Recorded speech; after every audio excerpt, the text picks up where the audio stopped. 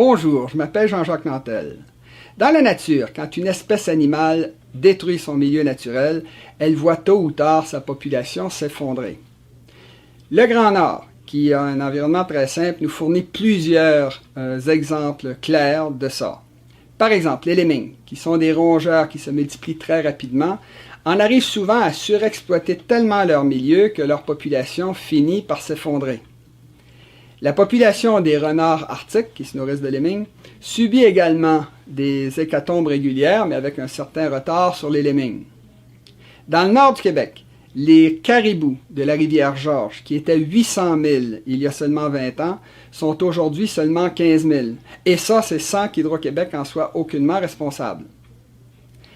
Quand on considère l'immense crise économique d'origine environnementale qui vient de commencer, on réalise que l'espèce humaine n'agit pas de façon plus intelligente que les autres espèces animales, et pour la même raison.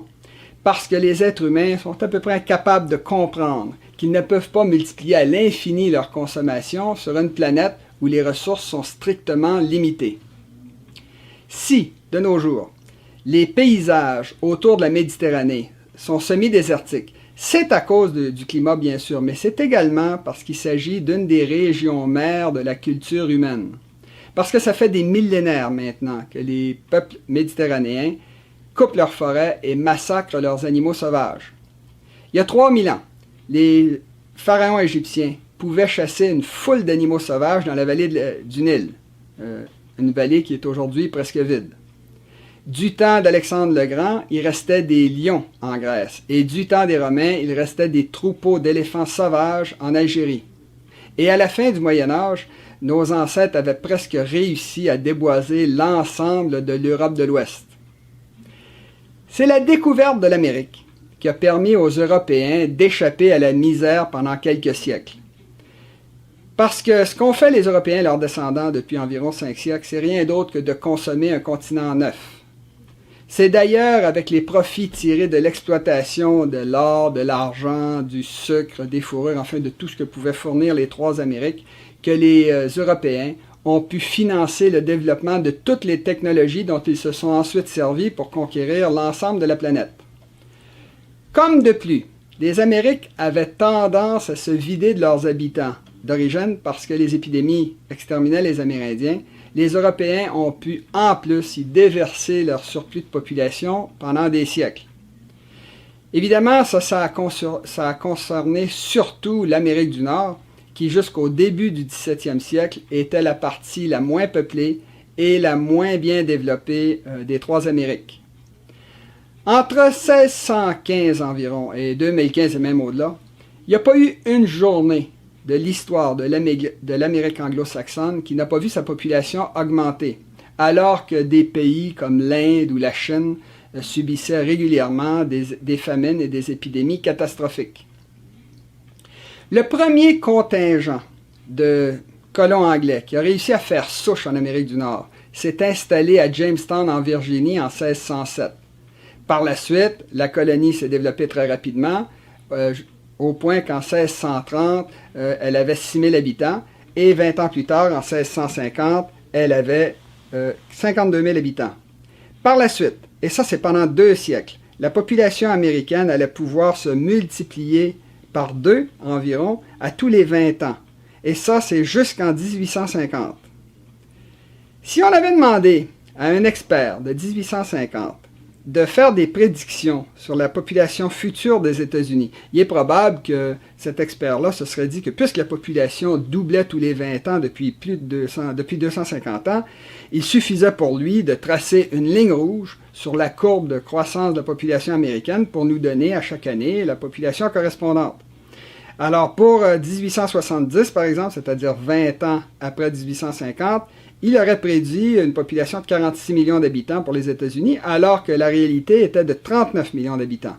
Pour 1910, il aurait prédit 184 millions d'habitants plutôt que 92, et en 2010, il aurait prédit 6 milliards d'habitants au lieu des 309 millions d'Américains qu'il y a vraiment de nos jours aux États-Unis.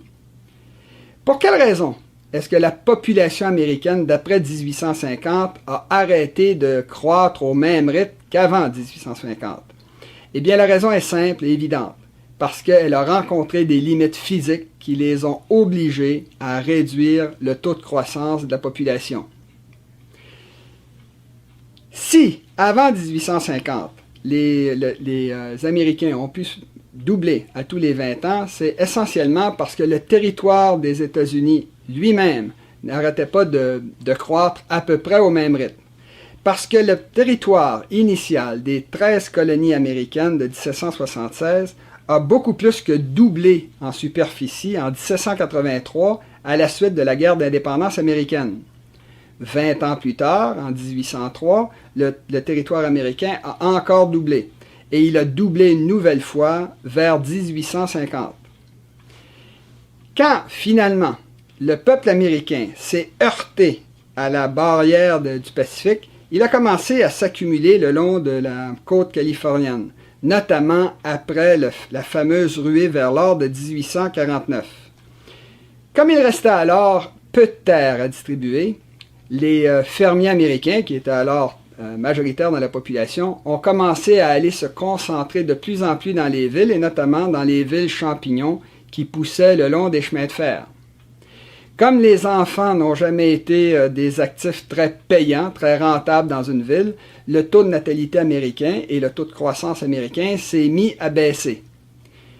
Évidemment, comme la population américaine augmentait très rapidement en nombre absolu, et que la population utilisait le territoire de façon sans cesse plus rentable, tous les modes de vie les plus primitifs et les moins efficaces ont vite été éliminés. Alors par exemple, les trappeurs et leur gibier ont vite disparu, de même que les immenses troupeaux de bisons qui se promenaient dans les plaines du Midwest.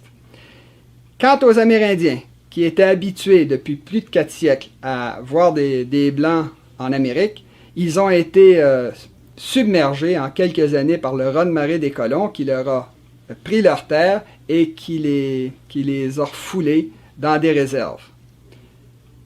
À peu près à cette époque-là, il y a eu de véritables guerres du barbelé dans le Midwest américain entre les éleveurs de bétail qui étaient habitués de traverser la prairie librement avec leurs troupeaux et les cultivateurs qui arrivaient dans la région et qui protégeaient leurs récoltes en les clôturant avec du fil barbelé. Enfin, de 1861 à 1865, une immense guerre civile qui a fait au moins 600 000 morts a amené la destruction totale de la vieille société esclavagiste du sud des États-Unis. Tous ces éléments-là ont contribué à réduire de beaucoup la croissance de la population américaine. De son côté, le gouvernement de Washington a très tôt décidé de réduire l'immigration en destination des États-Unis en passant dès 1921 une première loi à cet effet, une loi qui a été suivie par plusieurs autres toujours de plus en plus sévères. Compte tenu de l'appauvrissement actuel des États-Unis, surtout au niveau de ses classes moyennes, et compte tenu du fait que la courbe du taux de croissance de la population américaine a tendance à s'aplatir, on peut prévoir, sans crainte de se tromper, que l'immigration massive en provenance des autres continents est sur le point de s'arrêter aux États-Unis. Ça va probablement se produire au cours de la prochaine dépression économique. Notons que la fermeture graduelle des États-Unis à l'immigration répond à un mouvement de nature continentale. Parce qu'il ne faut pas oublier qu'il y a environ un siècle, c'était l'ensemble des 3 Amériques qui étaient ouvertes à l'immigration, alors que de nos jours, il ne reste que les États-Unis et le Canada qui continuent la tradition. Il est significatif qu'en 2013, 46% des immigrants qui sont entrés aux États-Unis provenaient de l'Amérique latine. Parce que ce mouvement des pauvres du Sud qui vont s'installer dans les grandes villes du Nord continue tout simplement le mouvement d'urbanisation des paysans vers les villes qui s'est produit aux États-Unis au 19e et au 20e siècle. À l'échelle planétaire, la fermeture graduelle des 3 Amériques à l'immigration a eu d'importantes conséquences historiques. Ce qu'il faut retenir ici, c'est que des problèmes graves comme la surpopulation ou la pollution sont toujours plus désagréables à courte distance et que c'est normalement près de leur source que ces problèmes-là trouvent leur solution, souvent d'une façon assez violente. Dans le cas de l'Europe, la difficulté croissante d'émigrer vers les 3 Amériques a fait qu'au 20e siècle, ce continent-là a vu une montée très importante des agressivités et que 2 guerres mondiales massives ont fait tuer des dizaines de millions de jeunes jusqu'à ce qu'un certain équilibre soit rétabli entre les générations. Dans le cas d'un pays froid, un immense pays froid, comme l'ancien empire russe, le surpeuplement des terres et des famines régulières ont fait que les massacres des 2 grandes guerres mondiales n'ont pas été suffisants pour rétablir l'équilibre. Il est intéressant de savoir qu'un grand savant comme Dmitri Mendeleïev, le créateur du tableau périodique des éléments, avait prédit vers 1900 que compte tenu du taux de croissance de la population de l'Empire russe, ce dernier compterait 1 milliard d'habitants vers 2050.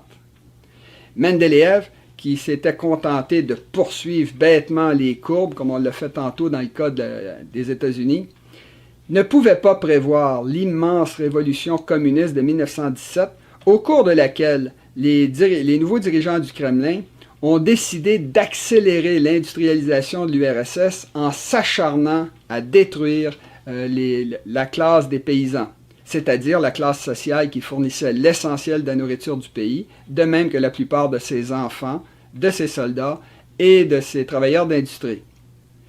Sans se soucier des conséquences, un homme comme Staline a fait massacrer des dizaines de millions de paysans soviétiques en créant des famines artificielles, en les envoyant dans des camps de concentration ou en organisant des vagues d'assaut à coups d'hommes contre les mitrailleuses de l'armée allemande.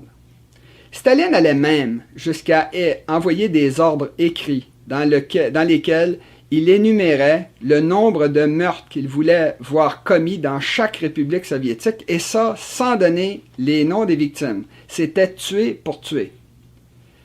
Dans ces circonstances, il n'est pas étonnant qu'après tous les massacres du 20e siècle, la Russie d'aujourd'hui, de 2015, qui a perdu son empire, compte moins de 143 millions d'habitants et qu'elle perde régulièrement de la population. La Russie sera bien heureuse en 2050 si elle a encore 120 millions d'habitants. Ça sera très loin du milliard d'habitants que promettait Mendeleïev pour tout l'Empire russe. L'erreur de Mendeleïev est assez compréhensible si on tient compte du fait que les démographes modernes font comme lui et poursuivent bêtement leur courbe de population pour nous annoncer qu'en 2100, par exemple, la population de l'Afrique noire va atteindre 4 milliards d'habitants. De telles prévisions sont tout à fait aberrantes à une époque où c'est l'ensemble du tiers-monde qui s'est lancé dans une croissance démographique folle de ses populations et de sa consommation. Et ça, c'est à une échelle bien supérieure à tout ce qu'ont pu connaître l'Amérique du Nord, l'Europe ou la Russie. Le tiers-monde ne possède pas les 10 ou 20 nouveaux continents américains qu'il aurait besoin pour consommer au même niveau que l'Amérique d'antan. Dans le cas des dirigeants de la Chine actuelle qui ont peur de se faire expulser du pouvoir si la Chine venait à s'appauvrir, ils ont décidé de construire sur leur territoire de très nombreuses villes monstres, dont une qui aura 130 millions d'habitants et qui regroupera toutes les grandes villes qui sont dans la région de Beijing. Des villes aussi gigantesques supposent une croissance énorme de la consommation et de la pollution locale uniquement pour amener l'eau, la nourriture et les matières premières dont auront besoin les populations qui vont vivre dans ces villes-là. Le pire, c'est que aujourd'hui, 5 autres milliards de pauvres essaient de copier les techniques d'enrichissement de la Chine. Tant que la croissance exponentielle des sociétés au Sud était dans sa phase initiale, c'est-à-dire peu productive, la planète pouvait toujours le prendre. Mais de nos jours, cette croissance exponentielle est définitivement entrée dans sa phase explosive. D'énormes quantités d'énergie sont présentement relâchées sur une planète dont la surface n'augmente pas d'1 cm², ce qui fait que tout accélère.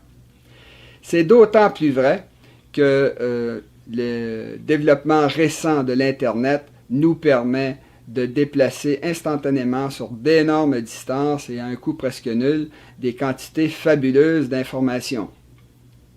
Dans les années 70, les membres du Club de Rome avaient trouvé une métaphore assez habile pour faire comprendre à la population qu'une croissance exponentielle ne pouvait jamais durer très longtemps. Après avoir décrit un nénuphar qui doublait de taille à chaque jour et qui prenait 30 jours pour combler la surface d'un lac, il demandait aux gens quand, d'après eux, le nénuphar aurait rempli la moitié du lac. La réponse à cette question, même si elle est évidente, est tellement étonnante et agaçante que la plupart des gens hésitent à la donner. La réponse est à la fin du 29e jour, c'est-à-dire que le nénuphar prend 29 jours pour remplir la première moitié du lac et a besoin d'un seul jour pour combler la deuxième moitié du lac. On touche ici au principal défaut de l'esprit humain, un défaut qui l'empêche de comprendre qu'un phénomène qui est en croissance au même rythme depuis des siècles puisse être capable de détruire la planète en seulement quelques années, voire quelques mois. Nous sommes tout simplement mal adaptés pour faire face à l'actuelle accélération de l'histoire. Encore aujourd'hui, nous demeurons des chasseurs-cueilleurs dont le cerveau et les sens sont adaptés aux vitesses de la préhistoire. Pendant des centaines de milliers d'années, nos ancêtres africains se sont contentés d'être des coureurs de fond, qui utilisaient toute leur science et toute leur intelligence pour s'approcher le plus près possible d'une proie, de façon à pouvoir la blesser avec une lance ou avec une flèche. Quand ça avait été fait, nos ancêtres se mettaient à courir après la proie qui essayait de se sauver, en suivant les traces de sang, pour finalement rattraper la proie qui était épuisée, la tuer, la dépecer et ramener la viande au campement. Encore aujourd'hui, nous sommes faits de cette façon-là, et la vitesse maximale que peut atteindre pendant quelques secondes un champion du 100 mètres est de 38 km/h.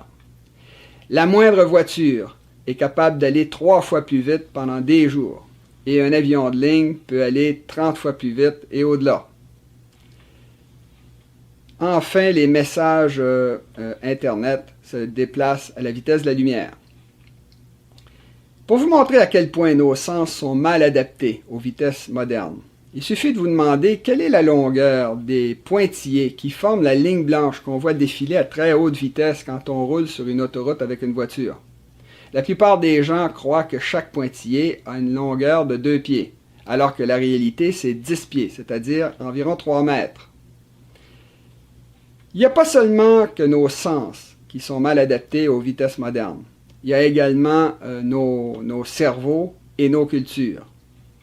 Parce que les êtres humains sont habitués à ce que les choses changent très lentement, ils ont pris l'habitude d'adopter les idées qu'ils ont ramassées dans les rues de leur adolescence pour ensuite refuser d'en changer tout le long de leur vie. Et ça, c'est même si vous leur apportez des preuves certaines qu'ils ont tort. Le meilleur exemple de ça, ce sont les religions qui ont parfois réussi à durer pendant des millénaires sans trop changer. Notre lenteur naturelle à réagir se manifeste aussi dans tous les systèmes qu'on a mis en place pour faire fonctionner nos sociétés. Nos économies modernes, par exemple, sont devenues tellement lourdes et complexes qu'elles ont besoin souvent de beaucoup de temps pour s'adapter aux changements. La science, sur laquelle beaucoup misent pour régler tous nos problèmes, prend parfois des décennies avant de trouver une solution. Qu'on songe à la lutte contre le sida, par exemple. Nos bureaucraties sont réputées pour se traîner les pieds, et c'est exactement la même chose avec nos systèmes légaux. Quant à la démocratie, elle a toujours fait la preuve de son inefficacité en situation d'urgence. Sur le pont du Titanic qui coulait, personne ne songeait à demander un vote. Un autre défaut très grave de l'humanité, c'est qu'on préfère ordinairement des mensonges habituels et rassurants à des vérités nouvelles mais inquiétantes. C'est sur ce défaut-là que jouent les fraudeurs qui veulent se remplir les poches et les politiciens qui cherchent à se faire élire. Ce défaut-là est particulièrement préoccupant parce qu'il incite les gens à ne pas se préparer adéquatement à une crise qu'ils savent prochaine. Quand finalement les gens réalisent qu'ils sont en danger, ils paniquent et ils font toutes sortes de choses qui augmentent l'effet de la crise. Un bon exemple de ça, ce sont les crashs boursiers au cours desquels tout le monde essaie de vendre des actions qui peuvent parfois perdre en quelques heures une valeur qu'elles ont accumulée pendant plusieurs années. On pourrait également parler des paniques souvent inexplicables parmi les armées de vétérans. Il suffit à ce moment-là que seulement quelques peureux dans les premiers rangs se mettent à fuir pour qu'ils contaminent tous ceux qui sont autour d'eux, d'abord 10 soldats, 100 soldats, 1000 soldats, et là, l'armée se désintègre, se met à fuir et se fait massacrer, étant donné que l'ennemi n'a qu'à frapper les fuyards dans le dos. C'est l'ensemble de ces défauts-là qui s'expriment clairement de nos jours quand il s'agit de se préparer à la crise qui s'en vient. Parce que la population sait exactement ce qui s'en vient. Ça fait des décennies que des biologistes nous avertissent que la planète est surexploitée, que des experts nous disent que la pollution de l'air, de l'eau et de la terre a atteint des sommets, tout comme d'ailleurs l'endettement des individus, des compagnies ou des pays. Les urbanistes n'arrêtent pas de nous répéter qu'il va falloir des milliers de milliards de dollars pour réparer nos aqueducs, nos égouts, nos villes, nos ponts, nos systèmes routiers. Pourtant, malgré tout ça, pratiquement rien n'est fait. Tout au contraire, la plupart des gens continuent à travailler pour qu'on renoue avec la croissance et qu'on recommence à consommer. Et tous se disent que dès que la prochaine crise va être terminée, ils vont recommencer comme avant. Il s'agit d'aveuglement volontaire. Les gens ont tout simplement décidé de ne pas croire à ce qu'ils savent être vrai. Ça fait tellement longtemps qu'on ne fait rien pour réagir que le temps va bientôt nous manquer. Imaginez, le nénuphar est en train de remplir la deuxième moitié du lac et on n'a même pas encore commencé à paniquer.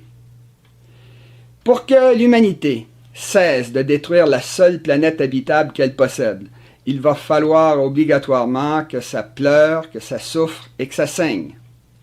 Bien sûr, comme d'habitude, on va s'en sortir, mais ça va surtout être le cas des pays les mieux placés et surtout des petits futés qui vont s'être préparés à l'avance. Mais ça, c'est le sujet de futures vidéos. Si vous appréciez mes vidéos et que vous voulez en savoir plus, vous devriez vous procurer le livre numérique que j'ai mis sur Amazon.com et qui s'intitule « Vivre dans un univers qui s'éteint ». Tout est là. Ce livre est certainement ce que j'ai produit de mieux dans toute ma vie. À la prochaine.